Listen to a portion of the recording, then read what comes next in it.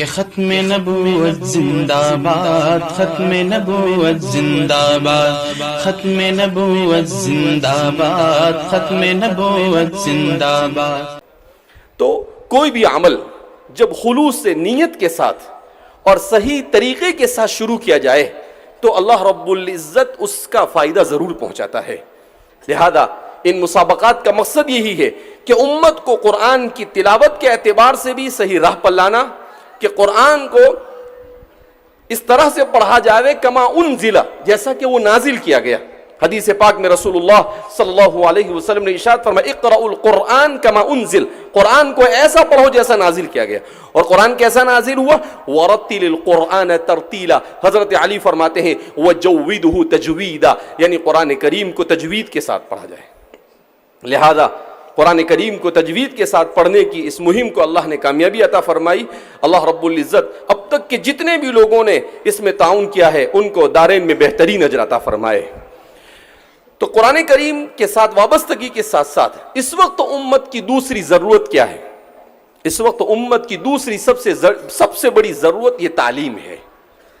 اس لیے کہ ویسے تو انسان کی سب سے بڑی ضرورت تعلیم ہے۔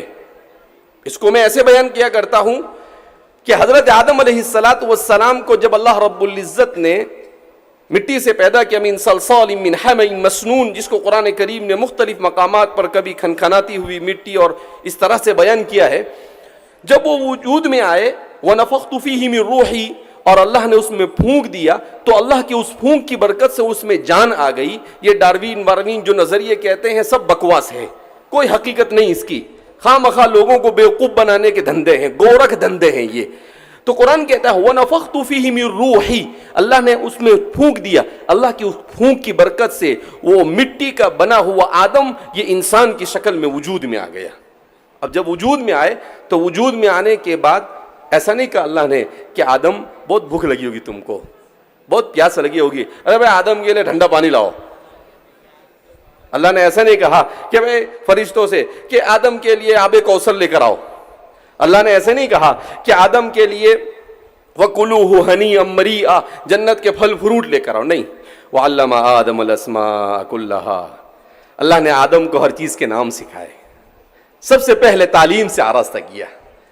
اللہ کو معلوم تھا کہ جس کی اہمیت کو لوگ کب سمجھیں گے، 15ویں صدی میں آ کر کہیں گے تعلیم بہت ضروری، تعلیم بہت ضروری۔ اللہ کہتے ہیں کہ ہم نے جب انسان کو پیدا کیا تبھی ہم نے کہہ دیا کہ تعلیم ہی انسان کی سب سے بڑی ضرورت ہے۔ کہا وَعَلَّمَ آدَمَ الْأَسْمَاءَ كُلَّهَا ثُمَّ عَرَضَهُمْ عَلَى الْمَلَائِكَةِ، پھر ملائکہ کے سامنے پیش کیا اور ملائکہ سے پوچھا کہ بھئی یہ کیا ہے، یہ کیا ہے۔ اب وہ ملائکہ بیچارے کیا کہے، ہمیں کچھ معلوم نہیں، اعلم، ہمیں کیا معلوم، آپ ہی سب کچھ جانتے ہیں، ہم تو اتنا ہی جانتے ہیں جتنا آپ نے سکھایا۔ تو پھر اللہ نے آدم سے کہا کہ آدم یہ کیا ہے، یہ کیا ہے۔ تو آدم علیہ السلام نے فٹ فٹ بولنا شروع کر دیا۔ تو آدم علیہ السلام اس امتحان میں کامیاب ہو گئے۔ سب سے پہلا مدرسہ جنت میں، سب سے پہلے متعلم اور اسٹوڈنٹ اور طالب علم آدم علیہ السلام، اور سب سے پہلے معلم خود اللہ کی ذات ہے۔ اللہ کو علم سکھانے والا خود اللہ ہے، انسان کو علم سکھانے والا خود اللہ ہے۔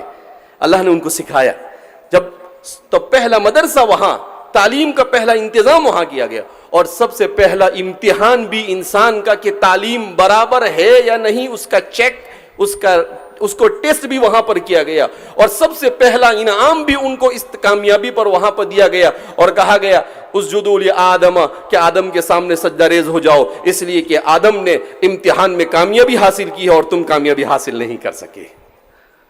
سارے پروسیس جو دنیا 20ویں 21ویں صدی 14ویں 15ویں صدی ہجری کے اندر میں کرتا ہے، اللہ رب العزت یہ ساری چیزیں قرآن کریم کے اندر میں کتاب مبین تبیان لکل شیء، ہر چیز کو بیان کیا ہے۔ تو تعلیم اتنی بڑی ضرورت ہے۔